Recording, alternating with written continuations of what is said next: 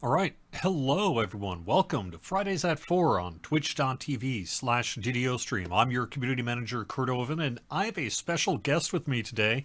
We're going to be talking about, I don't know, something like 64 things. So let's get our executive producer, Severlin, on to welcome Sev to the live stream. And nice to have you on here this week. How you doing? I'm doing great. What's going on? Well, we started some rumors over about the past week or so about a little thing called a 64-bit server, and so we're here today on today's Fridays at 4, at least the start of it here, to talk a little bit about what we are actually doing. So let's do that, huh? We have a 64-bit Okay, server first of coming. all, whoever was talking about that on the Discord, you need to talk to them because like anybody who just appeared, talked about that and then didn't follow up is like I hear that's they just might have even evil. said something on Twitter, but that's okay. Yeah. So, but that's fine. That's what we're here. We're excited about this project, and it's been in the works for a little while here, and so it's really nice to be able to start to talk about it today. We'll have a lot more information in the coming weeks, but we did want to kind of peel back the curtain a little bit and let you know what we're working on. So, Sure. all right. So, yeah, Yeah, okay. So first of all, let's put to rest rumors that like this is not a Genesis 64 or a Commodore 64 port. Okay. Like when we say 64, that's not what we mean. I'm down. By the way, I might even be able to get us a floppy disk writer or something like that. So, I believe if anyone could get a floppy disk writer, it would be you. yep. Sure, let's talk about it. So, obviously, people have seen who play both games have seen that we've had new servers on the Lotro side that are 64-bit. And it's not just 64-bit, it's that the 64-bit allowed us to have a caching technology with our code that has, we were hoping, would improve performance. And on the Lotro side, we saw some big changes, and the people on those servers did report that it was much better. On our side, we are looking at 64-bit servers on DDL, how best to use that technology. So right now, we're hoping to have we're in the final throes of getting a server up into our internal test that not only is 64-bit on the code side, but has a much larger capacity hardware-wise in order to help with this with these systems. However, we don't have the capability nor would we want to just deploy this to all our servers because we have to see how it works over time. We have to do a lot of evaluation behind the scenes because these are time and money intensive before we want to make the way to do that. Hmm. So, like Lotro, we're going to introduce one new server for now to test. It will be VIP only, otherwise the queues will just get too large. But we're also running a an event on there that is sort of our answer to hardcore. It'll be a special event, but one of the issues that we had with like a lot of the people ask, why aren't you doing hardcore anymore, right? And Yeah. one of the issues with hardcore is that once everybody who likes to make groups and stuff goes over to the hardcore server, it has an effect of making the normal servers feel empty. And the other thing is that sometimes we do new stuff on the hardcore server, but there are people who actually want to participate in the content, but they don't like the hardcore vibe. And so we have a new event called Lanterns in the Mist. And the Lanterns in the Mist is cool because when you go over, at first level, you have to claim one or more lanterns, and then you equip it. There are some lanterns that you can equip, and if you die, you don't lose progress. There are other lanterns that once you equip, if you ever die, all the lanterns in your inventory and that are equipped are destroyed. And so because of that, you have to get to a certain level or have to get to certain goals, much like hardcore, in order to proceed on that. But one of the things that I think will be cool is if you're doing the lantern event where it's a one and done, a hardcore lantern event isn't that your character dies, it's that the lantern's destroyed. So I don't want to call it hardcore, but it has the same feel to it. Your friends who aren't participating in that can help get you through dungeons and play with you. You don't have to go through the tragedy of losing your character and kind of losing the lantern progress if you don't want to. In fact, they can be working on their own lanterns that aren't destroyed and travel with people who have uh, the lanterns in case they don't want the that kind of play. All right. So So does this that make sense? Lanterns in the Mist event, it really has two sides to it: a more opt-in, kick my butt side, and a more casual, I want to take part and get some cool things side to it. Is what we're saying here.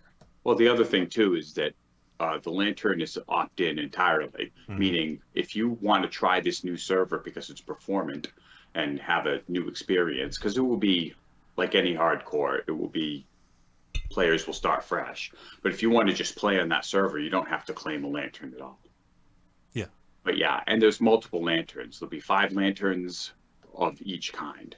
So as an example, one lantern will be the you have to get to level 20, and then that lantern will be solved, and you can kind of get some goodies about it. And then other lanterns will have other things that you have to accomplish, mostly revolving around while you have a lantern on, or if a party member does, it will reveal these mistwalkers that are dangerous.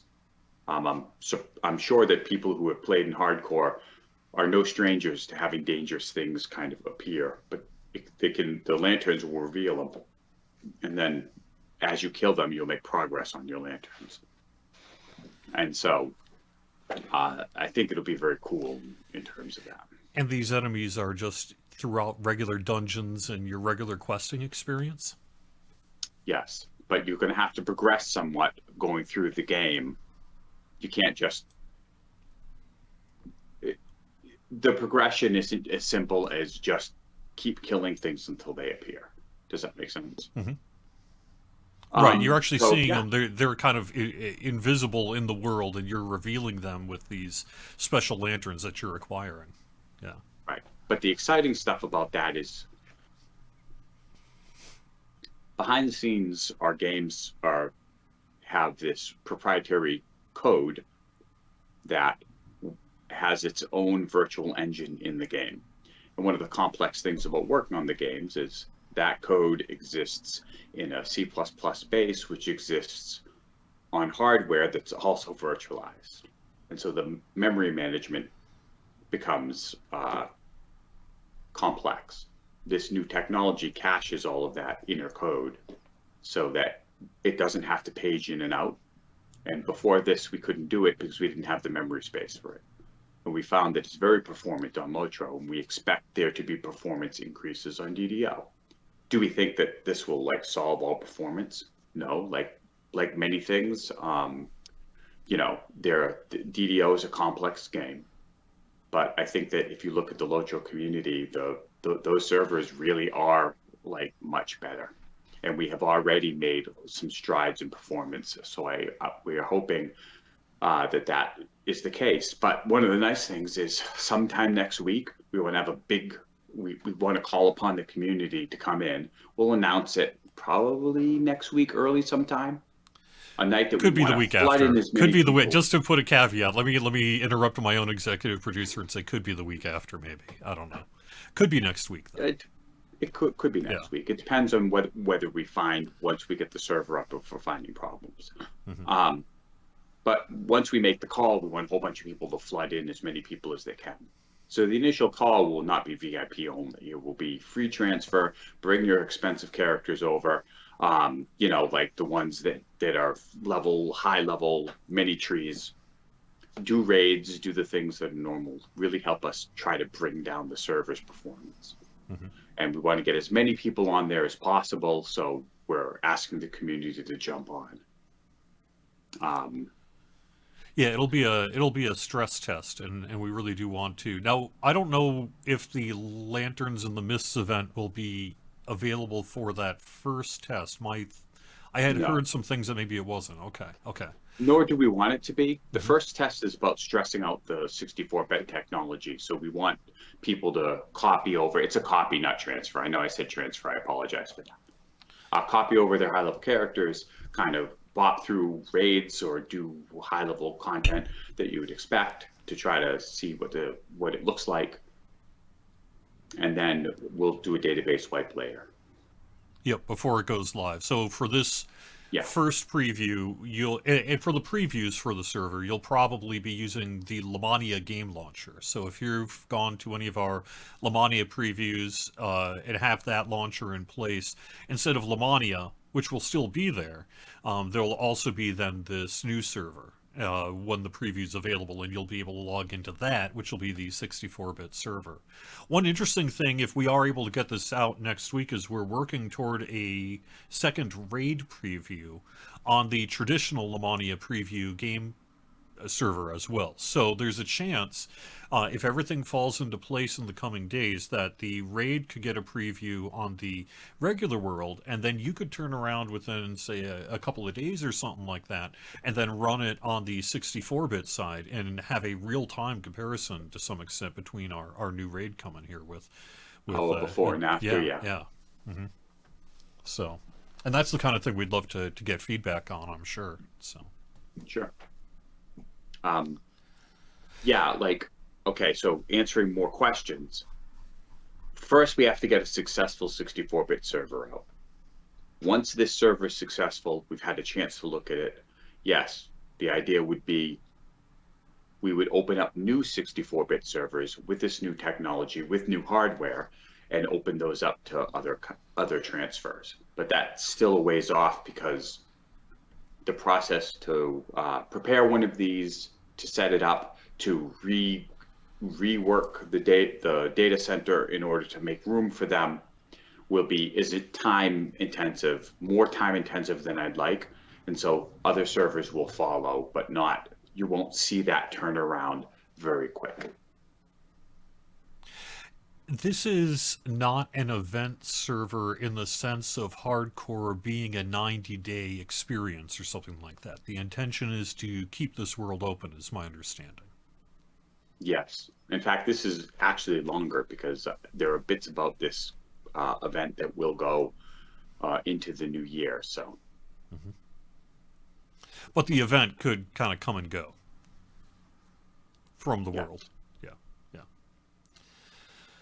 So I don't want to talk too much about the future because I need to see how this performs because, like I said, there's a cost. The way I envision it is, let's say this server is really good and people are going on and they run raids and they see less lag and it's noticeable. What we would do is, instead of trying to pick what servers to move and what servers not, we would open new servers and then open free transfer. But to do that, we would have to have guild transfer, which we don't have now. And then eventually the people would move from the old servers into these new consolidated servers, so that we'd have mega servers, as I talked about a while ago. And we'd open it up, so that people could go in. That way we don't have, people can make grouping. We would never want to do that now because if you are on a smaller server, it might be because you like avoiding the lag of a larger server. If we have performance servers, though, then the consolidation of players is less of an issue in terms of performance. Hmm. Yeah, yeah. We don't have a name for the server yet, do you? I'm sure someone's got a name for it. I haven't heard the name of the We server do. yet. Do you? Okay. The, the, the new one, yes. Is it Yeah. still in process? No, I'm pretty sure we're set on Cormier. Oh, okay. Okay. Well, there you go. Yeah. Yeah. Yeah. But that's not a, that I wouldn't, I don't know that I would talk about that until it officially is in print, but yeah, that's what we're talking about. Okay. All right. That sounds good. Yeah. Um, So the new, yeah, so the idea would be that there would be fewer servers that could hold many more players so that you can find groups easier. But to do that, there's some things that have to happen. We have to prove that the performance can handle more players. We have to have um, guild transfer, and there's some character transfer things where uh, small things don't go over, like Monster Manual, for instance. We have to solve those. If we're going to expect people to transfer from old 32-bit servers onto the 64-bit servers, we have to make sure nothing's left behind, if that makes sense. Like right now, you get most of your stuff on the transfer, but there's definitely some things that the players would worry about. This strategy would you'd have to make sure that everything came over. Like I think there are times when you lose certain mounts and pets. That can't happen if we're Yeah, going to do yeah. this in Creature the work. companion stable would be one. Yeah, There's a bunch. I mean, there's a full checklist. I'm sure we could come up with. So, yeah. But these are things yeah. that we would solve before that would be a thing we would proceed with. So, we'd have a solution. Yeah. I wanted to go back just a little bit. We tend to try to separate out the games in our discussions. When I'm on DDO stream, I talk Dungeons and Dragons Online. When I'm on the other game side, I talk about that game. And we tend not to compare, contrast, and talk about the games too much. And sometimes when we do, people who are into one of the games, but maybe less so the other, tend to get into our chat and be like, I can't believe you're talking about Lotro or something on the DDO side, or vice versa on that. But there's a reason we're doing it this time in terms of our comparison, and that's why I wanted to bring it up as a conversation point, which is that part of what we're doing here on the Dungeons and Dragons Online side is, I think it's safe to say, a bit of a reaction to the initial work that we've done on the project over on the Lord of the Rings Online. The success we've seen since that opened on August 1st, and our desire to want to bring that to DDO as soon as we can, really. Sure. Yeah. So essentially, the only reason I bring up Lotro is the reason I'm excited is that we expect incremental changes in performance, Mm-hmm. and players see it. Some players actually say, "Oh, this is a little bit better," but I'm still seeing these lag spikes. And some people are like, "Oh, my high level character is still not getting the performance I want." But the change in perception of this technology on another game kind of proves out that the technology and the caching actually had a big effect. And since the underpinnings of the game are not the same, but somewhat similar, we're hoping to get a similar effect in this game, meaning we now have live experience that shows that this could make a big impact. That's the only reason I'm bringing that up, is that like the 64-bit strategy has shown success, and now we're bringing it over to this game, if that makes sense. My understanding about one of the pillars that needs additional work before we're able to really just open up character transfers to a 64-bit world is an issue that I've heard you talk about called serialization. And I think it's probably worth bringing up that the 64-bit server itself is meant to provide an improved game experience, but there's several pillars that we're tackling right now in terms of game performance improvement, and one of those is kind of your character data footprint. Is that a safe Yeah. way to describe a serialization issue like that? Yeah, serialization is the character data footprint and the ability to move it from place to place. So let's talk about that. Usually, the character data footprint comes into play in two ways. One is I'm loading into a new area. We want that to be short as possible, but if it takes you longer to load into a dungeon, that usually isn't the same thing as having like a spike in the middle. But it could cause it if somebody else is loading into a dungeon on the same executable server code that you're on. But the second thing is if you get moved from place to place, which can sometimes happen, everybody has to move off of the server and onto a new server for whatever reason. Both of those things can happen. But I think that one of the things that happens is when there is one of these serializations, then um, you can be in a position where You have a phone. You uh, take care of the phone or whatever if you need to. It's I fine. Yeah, apologize. yeah, yeah. Don't worry about it. I didn't know where I'd put it. Yeah, Um, yeah. So I think that one of the things is when you serialize, it has to load this code in order to figure out all the things you're holding. And Hmm. what we're finding on the Locho side, what we're suspecting um, as we look at the code is that we think that when you come into a new server, there are things in your there's code it needs for your specific character that it then has to load, and that's already in memory. And so we're hoping to see some changes, some improvements there, like we did. And that would help because if we were to, let's just say, open up this first server to everybody for character transfers of historically veteran characters, that would potentially degrade the experience, not just for the gains that you would see with the fresh 64-bit server, but it could impact other people too. Sure. Well, we'll see. Like, I think a good test will be getting as many people with their big, high level Mm. characters to test on our test. And we'll do more than one of these tests, but we want to try to kind of flood the servers for that. All right. So I'm sure we have Uh, plenty of there is a, questions. there is an interesting thing that for some of our players may be a slight downside, though. The new server will not be in our current data center. The new server is going to be in Las Vegas, which will be very interesting. So what will happen is not only is it a new server, but it's a new data center, which means that if you're on the East Coast, I believe your ping will be like slightly higher, 15 maybe. It's true.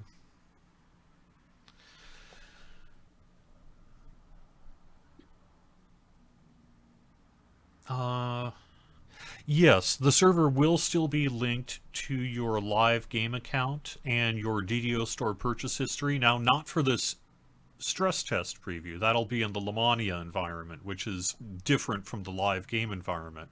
But when we actually release this server to the live game worlds and people can start logging in and doing it, yeah, everything that you've purchased that's an account unlock in the DDO store or that you purchased for your account, like expansion purchases and all that kind of thing, it's all just going to be there. For you. The only things that wouldn't would be character specific purchases or things that you would need to purchase on every server. And same with Yeah, like your things, VIP things we benefits and all that sort of thing. It's VIP access, but you will carry over all those benefits. So yeah. So yeah, I'm super excited about it. I'm super excited to see the players playing on new hardware. I want to see what happens with the performance. Obviously, we're all like waiting on that and working on that. Like I said, the process behind it is complex. It requires acquiring new hardware and expanding the capabilities of what a single server can do. But in the long term, I would also be excited about having a lot of players on, many fewer performant things, slowly moving their characters from the existing servers over so they can group. So the servers will seem alive, and that like as you're doing your TR loop or end game, that you can find more people and maybe different guilds will be stuff. yeah, uh, it's true that so Lich wants to know when will our stress test be? Don't say it's a weekday. I think it's going to be a weekday. I'm sorry about that, but we Probably going to need be yeah at night, yeah we like need on it a to be. on a thing. Yeah. Yeah. So as for EU, right now we'll see. I don't know that I can justify the cost of an EU server right now when I look at the numbers of it. For a couple of reasons. One is I love our EU players and I want you to have a good experience too. But um, yeah, the EU data center is, having an EU option is even more expensive. So I'd have to look at the numbers again. So, but let's see how this one does. I know extra ping is hard on European players, but also not having 10-second lag spikes is pretty sweet as well.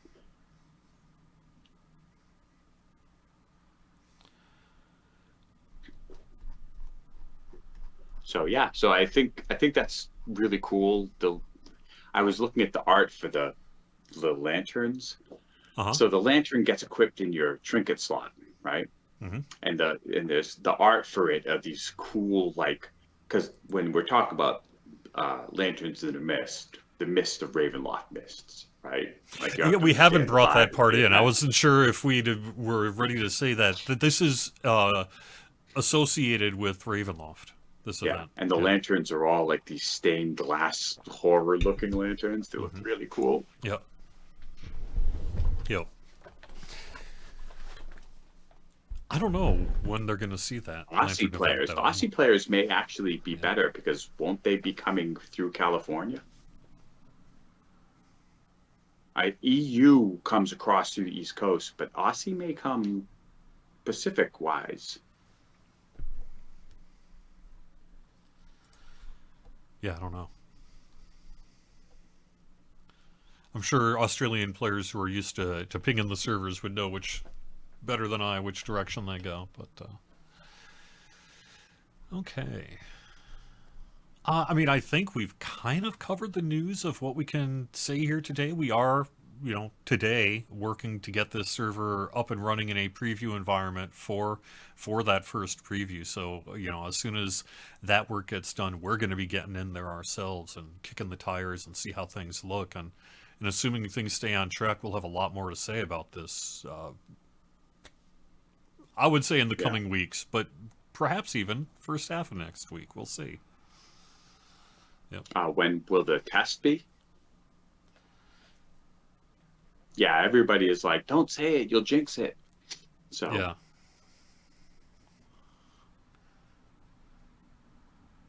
so that's cool.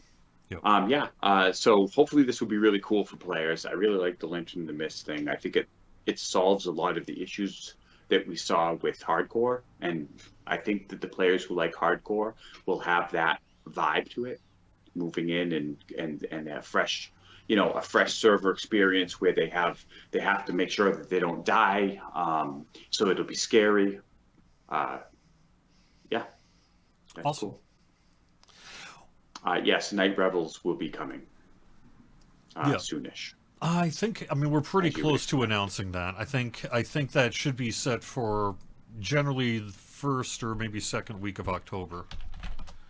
I think it depends on when our patch is, maybe, but it'll be throughout most of October is the answer.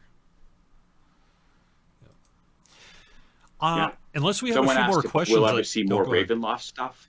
I am reasonably confident that you will see more substantial Ravenloft content if that's what you like. I have nothing to announce now, but like we also like that, so we are eager to do some more Ravenloft stuff.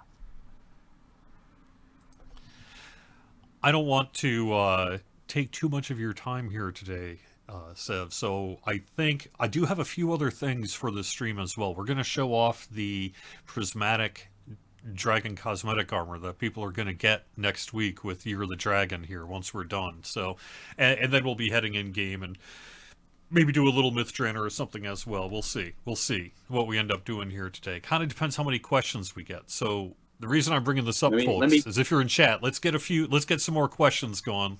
I yeah, knew I'd let me get answer get some of people the Twitch going, so let's questions do that. coming in. Yep. Yep. So the first one is the idea is that Lantern users can group with Lantern users. That's the whole point, is that we want people to group as much as they're possible.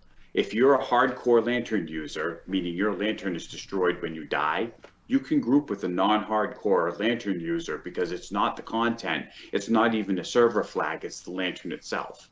So people who are using lanterns that don't get destroyed can help you out and make progress for it while you're doing that, or they can mess with you. So you want to be careful who you group with if you're in the hardcore issue. So that's the answer to that, is that we want people, or if you don't have a lantern at all, you can group with people there, although it might reveal a mistwalker, and even if you don't have a lantern, you'll have to deal with that. You want to be careful in grouping because it could reveal, each lantern can reveal mistwalkers, so uh, you want to be careful on that. So for the lantern question, we're not shutting down trading, but that's one of the reasons that we have a fresh start server for it. so that everybody starts on equal footing. So it would be like a normal server in that we're not restricting trading and all of that stuff. But since you can't transfer, you won't be able to move a character over and add twink items, for instance, in order to power through. And the only time that somebody will be able to power through stuff for you will be if they've made progress on the server themselves, and even then, the Mistwalkers won't appear to people that are wildly outside the range. So I see about all the Runearm lovers. I will talk to Steel Star and mention that people were putting in for more Runearm love. He's a big Artificer lover as well, so I'm sure that he will be super happy with that. I can answer the question about the Mimic Hunt. It's still on our schedule of events to come up here in the future. We just need to find the right time and place for it. It'll be coming back.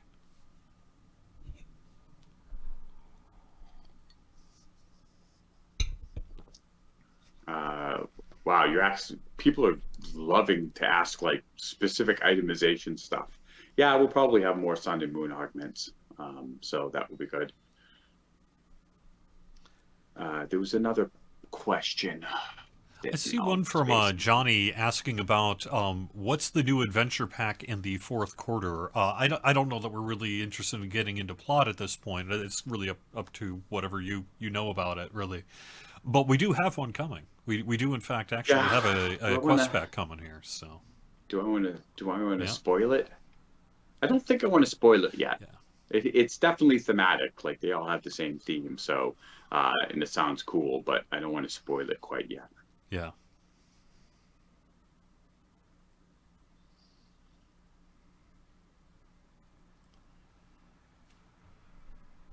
One of the things about the Sun and Moon augment slotting is that our first main goal for the Sun and Moon slot is so that you weren't locked into set bonus blocks in your gear that didn't allow you to progress your gear lest you give it up. But the downside is that the Sun and augments kind of reflect that. And so if you had weaker set bonuses earlier on, there are still augments for that. And I imagine that in the long term, you'll slowly see Sun and Moon augments that will replace that. And that way you're not locked into these big set bonuses, but you still have the ability to kind of build extra stuff on gear.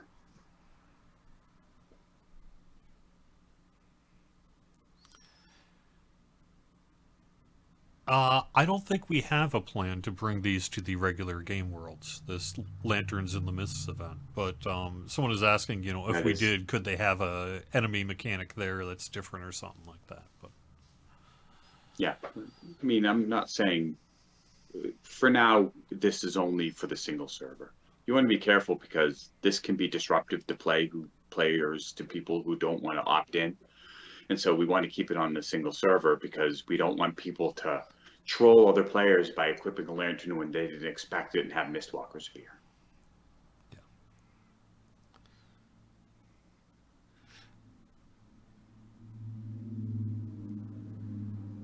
All right, let's say last chance for questions. You're really trying. You're trying to. He really wants to show this cool armor. Well, I This do. is trying to get rid of Well, I me and just don't stop want talking to. about doing it. We basically said everything that I know that we can say mostly about the 64-bit worlds at this point, but at least from what I know. So.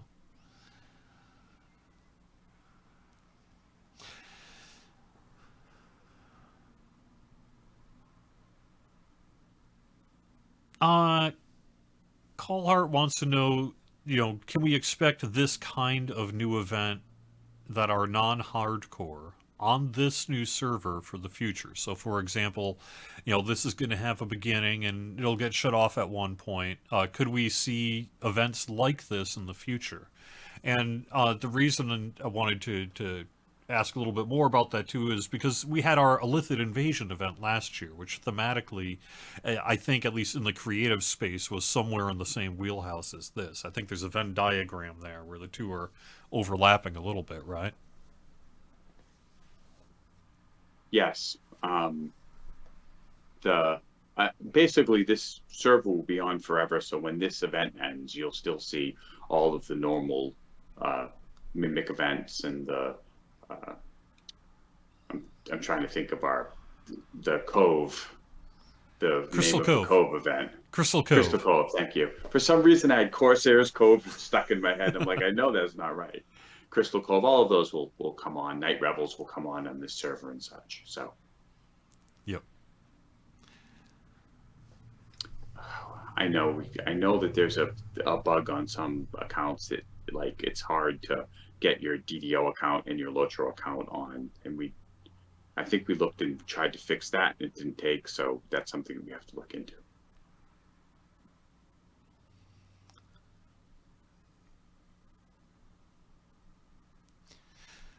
We obviously got a lot of Mega chatter servers, going about yeah, transfers and that here for potential future plans of what we could do after this debut of our 64-bit server yeah, here. So I want to be a little careful.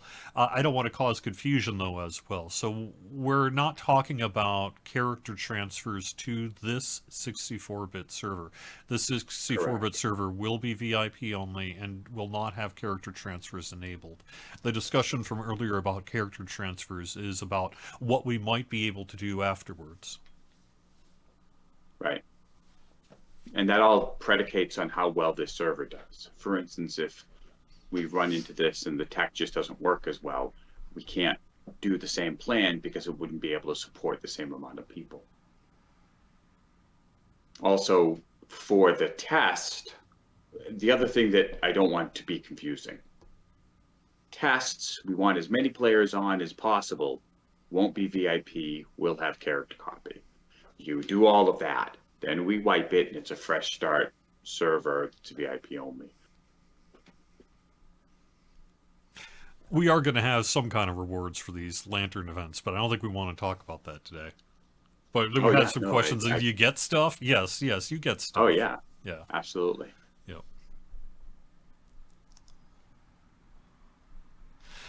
All right, Sev. Thanks for joining me here today. I really appreciate you taking some Sure. time with us here on this live stream. I'm sure we'll be seeing you again probably in a few weeks as we're rolling out more information about the 64-bit server here. So thanks for joining me.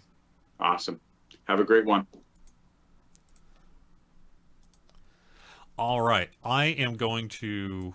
What happened to my text? Okay, there we go. I'm going to go in game.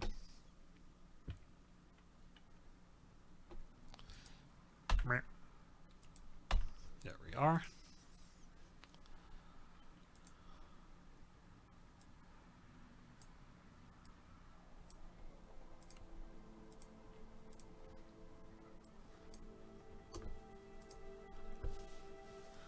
Yes, this will be a long-term server.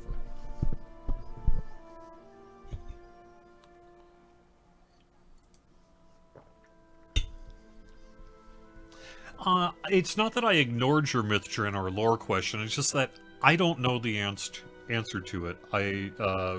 Severlin's focus was on the 64-bit world, and I think really the answer to that question would be best asked to the people who did the story work for Magic of Myth Draenor. So that would be Knockback and the quest designers in particular, who are going to be able to offer more insight into the motivations of why they selected certain parts of Myth Draenor to focus on over others.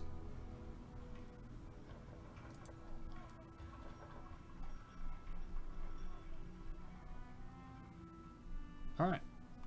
So I am in game on an undisclosed world in an undisclosed location, and I am here to show you on Cordovan the new outfit that will be arriving with Year of the Dragon next week. So before I actually show you the new stuff, I need to remind you about the old. You have through. What was our official cutoff date here? Let me double check my cutoff date. You have through September 24th. So, through Tuesday. You have through Tuesday to pick up your Draconic Raiders reward box by speaking to Zathral in the Eberron Hall of Heroes. This will get you your selection of raid loot once per server, so only one character on the server is going to get it, but you get your own pick of nice raid loot, historical, for free by talking to a person, as long as you do it through Tuesday. So don't show up on Wednesday and be like, what? Oh man. Don't be that person. You too can log into the game and get your free awesome loot for free. And make sure you do it in time. But you do have through Tuesday, September 24th to do it, because starting on Wednesday, once we come up from our weekly downtime, we're going to have a new reward. And that's going to be a prismatic dragon cosmetic outfit. I think, well, we've got the names here. I am actually going to be showing it off. So, these are the items. There's 3 of them. There is a prismatic dragon helm, fashioned after a dragon that shimmers like rainbows in the sun. A prismatic dragon armor, bound to account. These are all cosmetics. And the cloak. And I'm going to equip them here. And we'll take a look and see what we think on the character there. So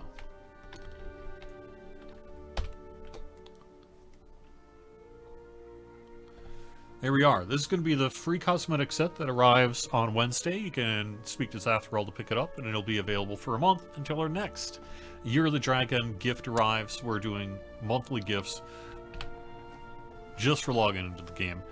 Celebrating 50 years of Dungeons & Dragons Online this year, and this is our most recent one. So there we go. Mr. Green Dragon Wings getting in the way, that's fine. I'm not even mad.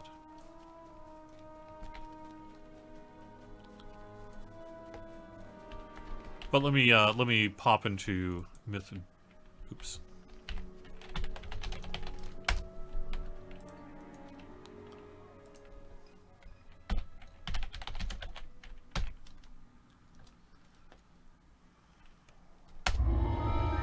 Alright. There we go. I'm just gonna keep this up then for a little bit while I go through some questions. Dance, please? I don't know what dance is. I don't know what dance?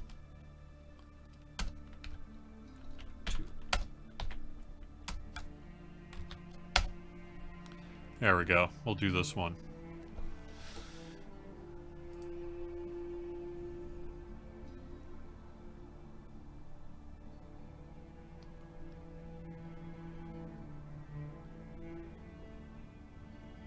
Yeah, it's fortunately it's darkness here. I don't know if I can. Let's see. I may have to kind of just sort of wait till it gets lighter out. But let me pop somewhere else and see if I can. Oh, I've got an idea. This totally won't crash the game world.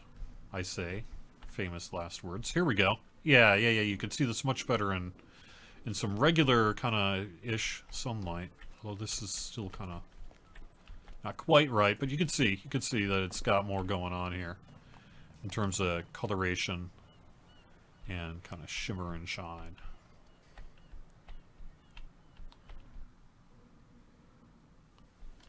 So let me get us into some sunlight.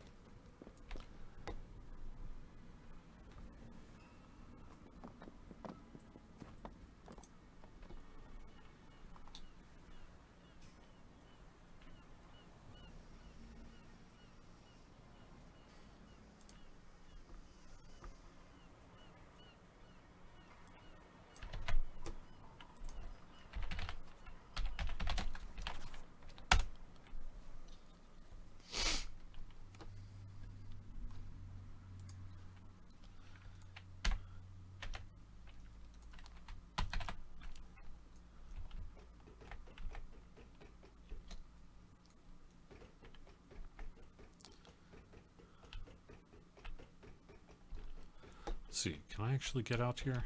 Nope. Okay. Oops.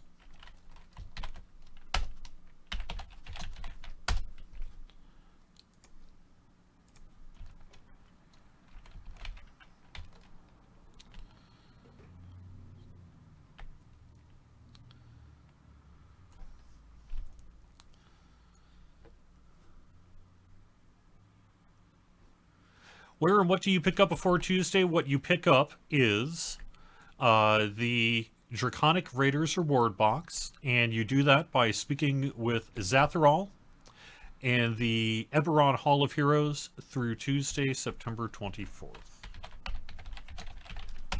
Someone said, oh, I just missed what the important thing was. What's the important thing? Well, this is the important thing. All right, well, I'm not getting my sunlight that I was hoping I might get by swapping to this location, but I'll just stay here anyway while I go look at some questions.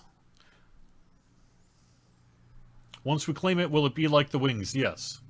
Well, I don't think it's like the wings. It's a cosmetic, so you'll be able to just claim it in the future by speaking to the claims NPC associated with this Year of the Dragon stuff. All these cosmetics are going to be reacquirable by speaking to, is it Estras? I think it's Estras. Whoever that is, that's also in the Eberron Hall of Heroes. So long term, you'll be able to get new copies of these cosmetic items. But you do have to claim it during the month that it's available.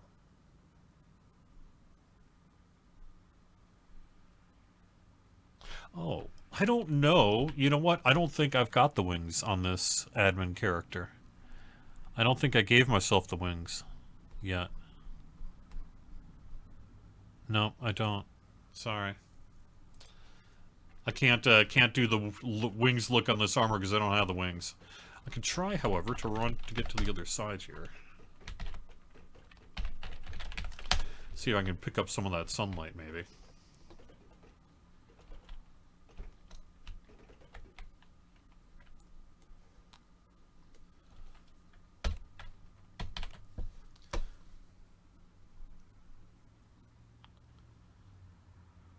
Any reason why the Gauntlets of Immortality were not offered? I don't think there was a specific reason why any singular raid item wasn't offered in the Draconic Raiders reward box. Other than we wanted to mix it up some from what we did with the old Raiders reward box. We wanted to make sure it was different, with the exception we kept in the Sword of Shadow because everyone wanted it. But I think really that's mostly what it was, is it roughly dragon related, and or could it be sort of theoretically lumped enough in to include, and is it different enough from the other one that we did a few years back? And so in terms of the Gauntlets of Immortality, I don't think there was any specific reason. I can tell you, I like those gauntlets. They're not too hard to get, at least in my experience, so. How did I get it a week early? I'm a cheater. Yes, I am.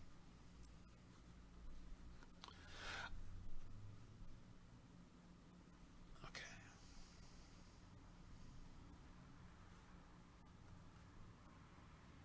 Are we going to do a community designed quest again? I don't think we were in a rush to do another one. We did one this last year in 2023 related to the PAX East presentation that we did that year, and we wanted to offer it as a free dungeon at the end of that year, and we did. I think, I'm sure we might do something like that again, but it probably wouldn't be any time too soon. It did end up being a bunch of work to do that making of, and it was a good time. So, all right. I think I saw something Strimtom had asked a little bit. Both DDO and Lotro have had a few game performance issues. This past week seems to be happening at the same time. Is there a reason for that? The answer is yes. We have had a few issues at the data center this week, and sadly that did impact both games at the same time.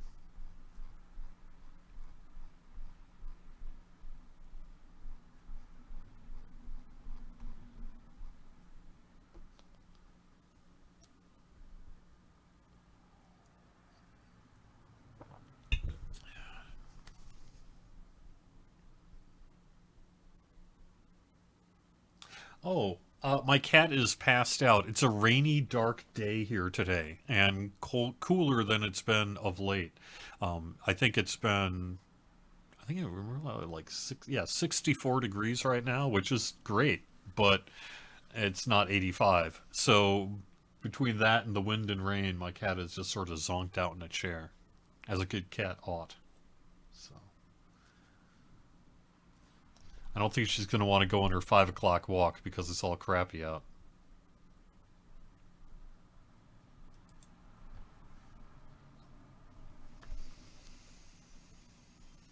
Let's see. Sturmtom name mentioned. Let's go. Yeah, yeah, yeah.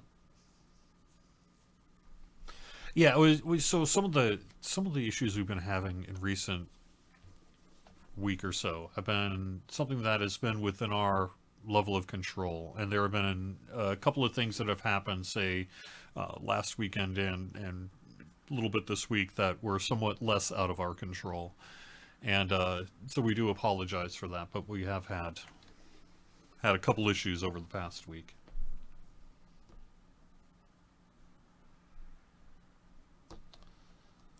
All right. I don't know, what else should we mention? Should I just spend the next 10 minutes reading over my Dungeons and Dragons Player's Handbook? The brand new one. This thing's sweet. Loving it. I think the artwork on the book is really excellent. I've been digging it. Reading through the classes. It's been a good thing. I think, one of the things that really struck me is that they're not kidding when they were saying that it's still mostly 5th edition, and it is. So, organized really nicely, though. I've been really digging it.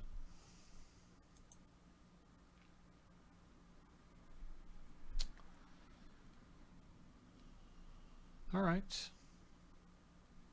No, you're wrong. You are wrong, Belgorod. I'm sorry, but you're just wrong. I mean, you don't have to like the Player's Handbook. It's fine. But to say that it's, like,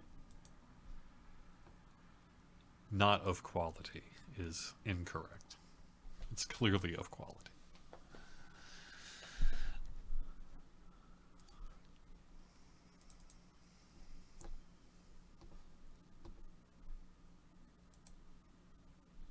When is DDO getting its campaign book? Well, it's already got one. It was made by a player called the Stormreach campaign many years ago. You have to translate it, but you should be able to largely do that. That would be sweet, though, wouldn't it? I would be down. I would be down. Can't wait for February and Dragon Disciple. Who needs the holidays? Let's skip it. Yep, I think Steelstar has talked a little bit about Dragon Disciple in recent weeks.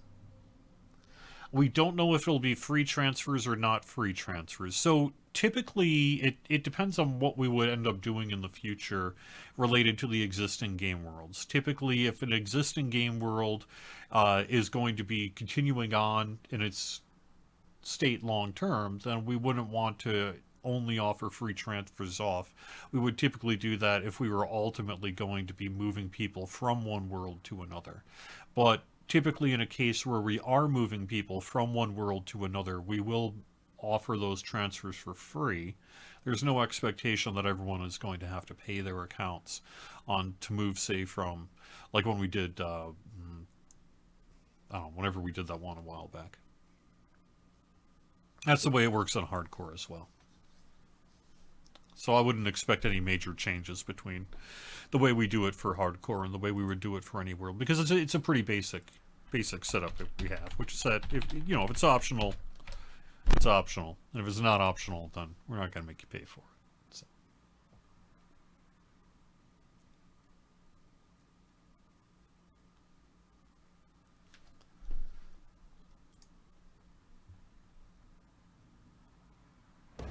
Can we get some more information about the next 69.3 Lamania preview and patch planned release date? Perhaps.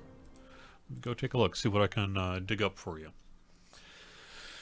When I look at our current schedule, it looks like, like we said, it's likely that next week we will at the very least have a Lamania preview, our second preview for the new raid.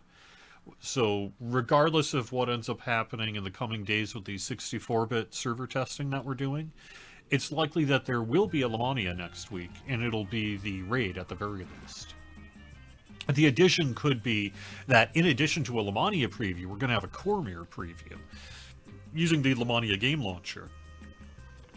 And that would be something that we'll announce if we can next week. But at the very least, we'll be having a raid preview for 69.3, and that will be next week on Lamania. So then, if next week goes well in terms of the raid preview and things, there is a potential that we could release 69.3 sometime in early October. It is likely that there's some Night Revels work in there as well. So depending on the timing of that 69.3 patch is, I think, going to determine partially the timing of Night Revels. So I would expect early October for 69.3, and I don't want to get more specific than that, but it'll be one of the first Wednesdays in October. Do the math, look at the calendar. But next week, we've got our Lamania preview, our next Year of the Dragon giveaway that we're doing, and Crystal Cove is underway as well. That's the other bit that I haven't had a chance to talk about yet, but you can see right here. Euphonia's Challenge, Treasure of Crystal Cove, arrived this Thursday, yesterday, and it runs through September 29th. Just something to do. We know that some people have been asking for it back. We thought it would be a fun thing to do. Get you a chance to do some loot, celebrate yesterday's Talk Like a Pirate Day, and just generally have fun and enjoy. So that's what we've been up to in terms of this week. Let me get back in there.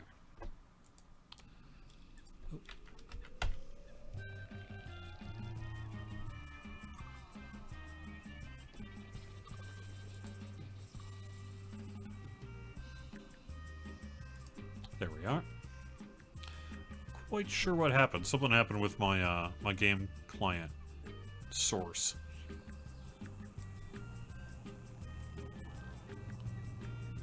Just now, I lost it on XSplit. It froze up, and I couldn't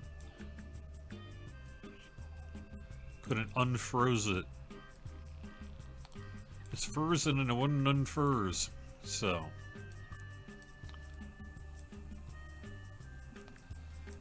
That's fine. I'll just do it live on the air. You don't see CNN doing this. Alright.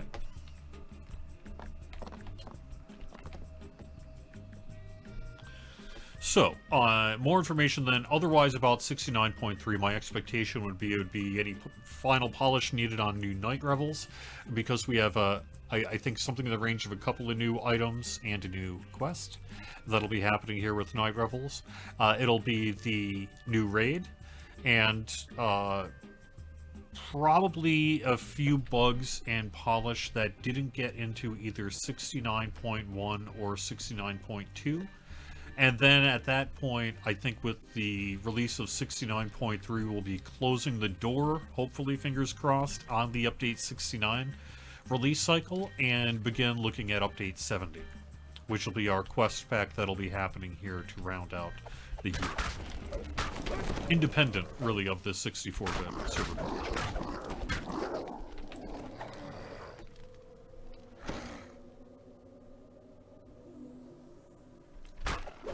We need a new quest where we help Scrag the Kobold woo a female kobold that wishes she were a human and even wears a wig with pigtails coming out. Okay. Oh, I don't know where you're going. Do we need to help? We need a... the main thing is we need a dating quest to help Scrag find a date. I could be down for that. I could be down for that. Or perhaps Scrag has, even better, found a date and needs somebody to watch his dogs while he does. Because, although they were not Scrag's dogs, as anyone who knows will know that they were, you know, intruders, the experience of having so many dogs in his residence was enough that he has become a dog fan. And now he has lots of dogs who need to be kept while he goes out on his romantic date. And so you have to basically herd 10 dogs. Legendary raid. Best raid MMO. Go.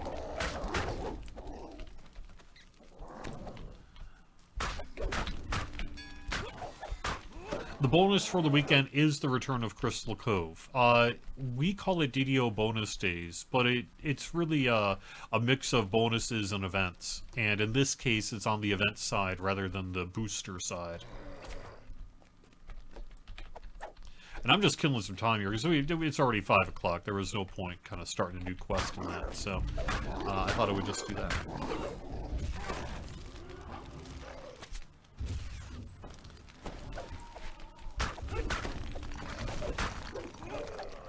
Pac-Man Ghost Gang is missing the pink one. You're right. It's just the 3 ghosts in the Pac-Man. Yeah, yeah. I don't think Severlin picks winners there, Nimvind. I'm sorry. Cozy. I don't think Severlin wants to engage in picking who's the best live streamer. Besides, we all know it's Cozy Bean. I'm kidding. You can clip that. If you want to lose audience. It's like a reverse promo thing, right? Instead of actually helping your channel, I heard it.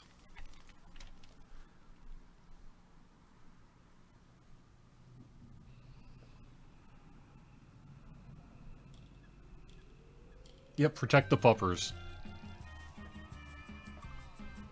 Scrag is obviously a cat person. You probably are right. I could see Scrag being more of a cat person, but, you know, like I said, the experience changed Scrag, so there you go. Yeah.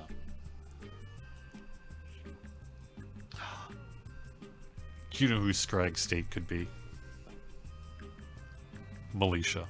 Anyway, okay, so thank you for watching Fridays at 4 on twitch.tv/DDO stream. This show gets up on YouTube a few hours afterwards. And thanks very much for being here in chat. I will have a lot more information in the coming weeks as we do our first preview of the 64-bit server and beyond. So hope you're having a good time in Dungeons & Dragons Online. I will see you in Myth, Drannor, and beyond. Have a great weekend, everyone. Talk to you again soon. Bye-bye.